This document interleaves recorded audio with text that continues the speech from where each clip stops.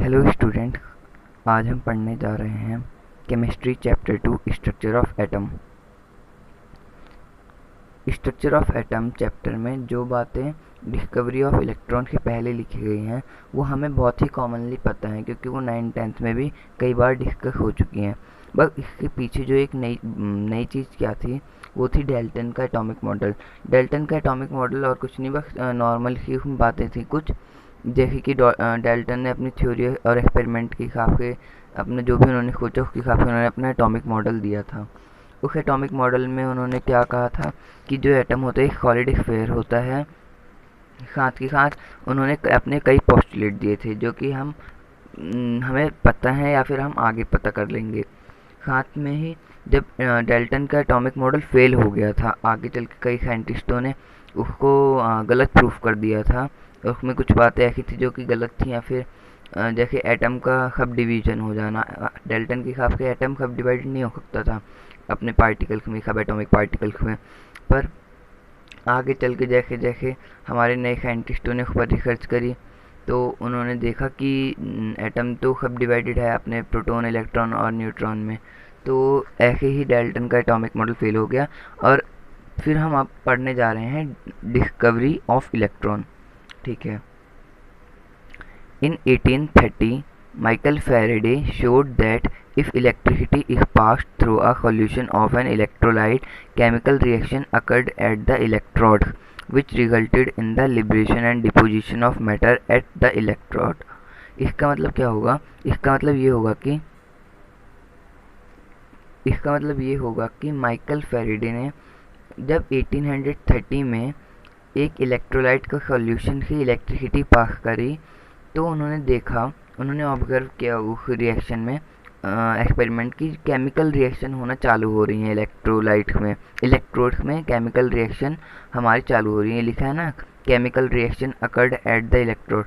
तो इलेक्ट्रोड है वहाँ पे केमिकल रिएक्शन उन्हीं पर होने लगी, विच resulted in the liberation and deposition of matter, जिससे मैटर का लिबरेशन हुआ और डिपोजिशन हुआ of matter at the electrode.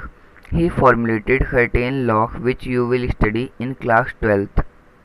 ये कह रहा है कि उन्होंने कुछ ऐसे फॉर्मूले या लॉ बनाए, उन्होंने ऐसे लॉ फॉर्मुलेट करे जिनको हम क्लास 12th की केमिस्ट्री में पढ़ेंगे। This result suggested the particle nature of electricity. और इसी रिजल्ट ने ये प्रूफ किया कि मतलब एक तरह सजेस्ट किया पार्टिकल नेचर इलेक्ट्रिसिटी का। जैसे हम पढ़ते हैं ना, लाइट का दो नेचर होता है, लाइट के दो नेचर होते हैं, वेव नेचर और पार्टिकल नेचर। तो यहाँ पे अभी इलेक्ट्रिसिटी की बात हो रही है और ये बोला जा रहा है कि उस एक्सपेरिमेंट में हमें पार्टिकल नेचर ऑफ इलेक्ट्रिसिटी देखने को मिला। ठीक है।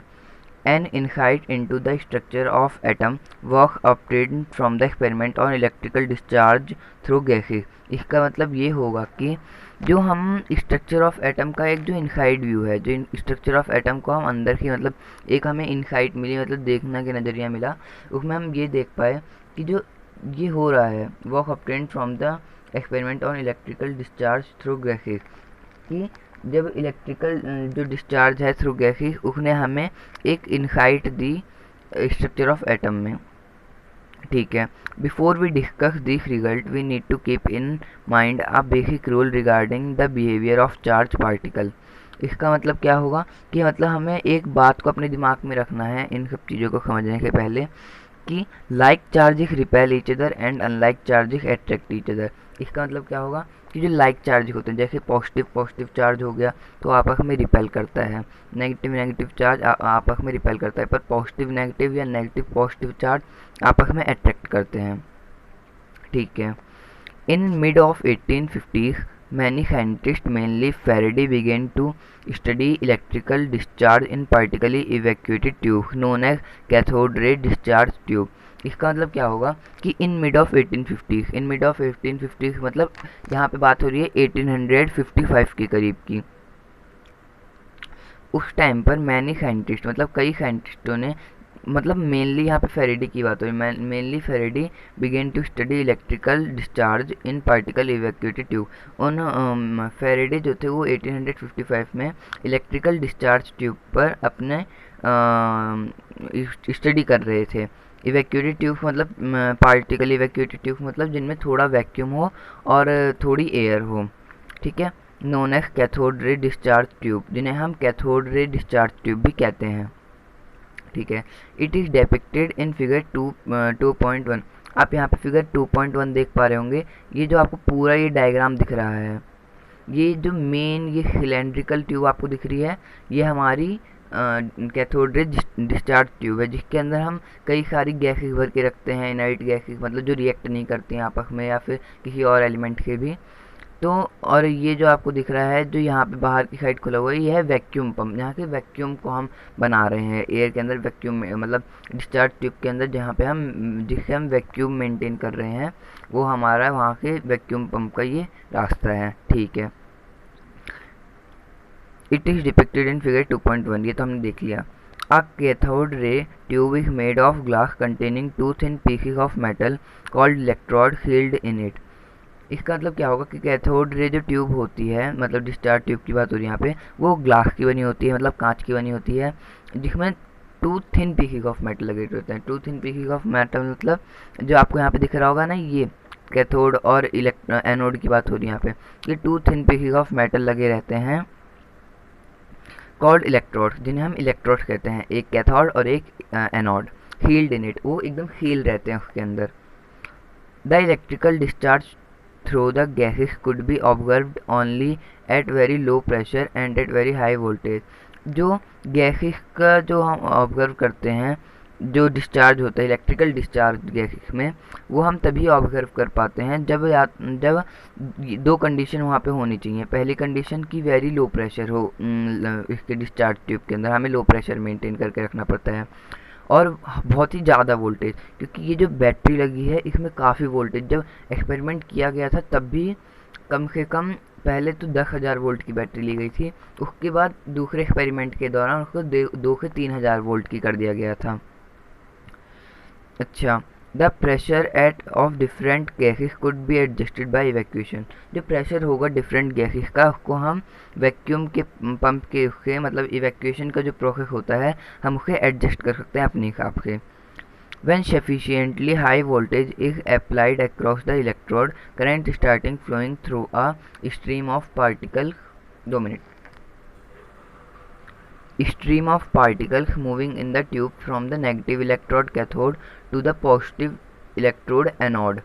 इसका मतलब क्या होगा कि जो हमारा करंट, जब हम बहुत ज़्यादा वोल्टेज देते हैं, अप्लाई करते हैं इलेक्ट्रोड्स में, यहाँ की मान लीजिए यहाँ से करंट जाएगा, करंट यहाँ से जाना चालू करेगा, यहाँ से, और जैसे ही यहाँ पे पहुँचेगा, बहुत ज़्यादा वोल्ट की बैटरी है, तो यहाँ से इलेक्ट्रोड से वो रेस की फॉर्म में एनोड की तरफ आगे बढ़ने लगेगा, ठीक है। Stream of particles moving in the tube from negative electrode cathode to the positive electrode anode, cathode से लेकर एनोड तक वो फ्लो करेगा। पर ये तभी पॉसिबल है जब बहुत ही ज़्यादा करंट हमारा, मतलब जैसे 10,000 वोल्ट की यहाँ पे बैटरी ली गई थी, तभी ये चीज़ें पॉसिबल हैं। This were called cathode rays और कैथोड रे पार्टिकल। इसका मतलब क्या है कि जो ये रेस बहती हुई जा रही थी इधर से इधर, जब बहुत ज़्यादा करंट अप्लाई किया गया, तो वो कैथोड रे थी, या कैथोड रे हम उनको पार्टिकल भी कहते हैं।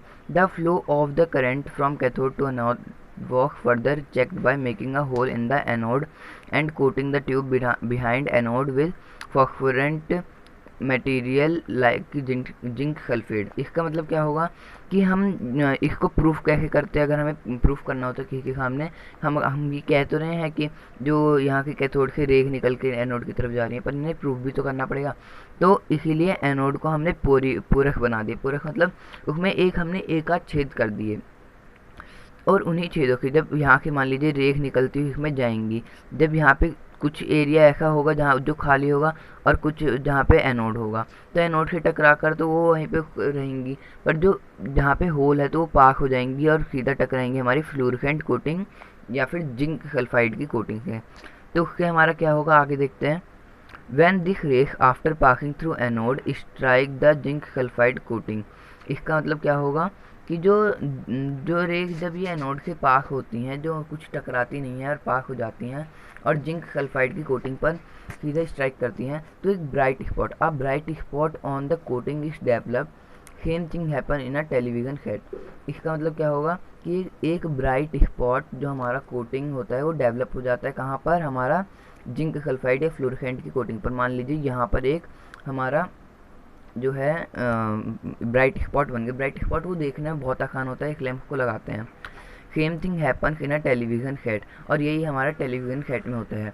अगर वीडियो अच्छी लगी हो तो वीडियो को लाइक करें, मेरे चैनल को सब्सक्राइब करें, कोई डाउट हो तो कमेंट सेक्शन में लिखें और साथ ही साथ अपने दोस्तों के साथ शेयर करें। Thank you so much.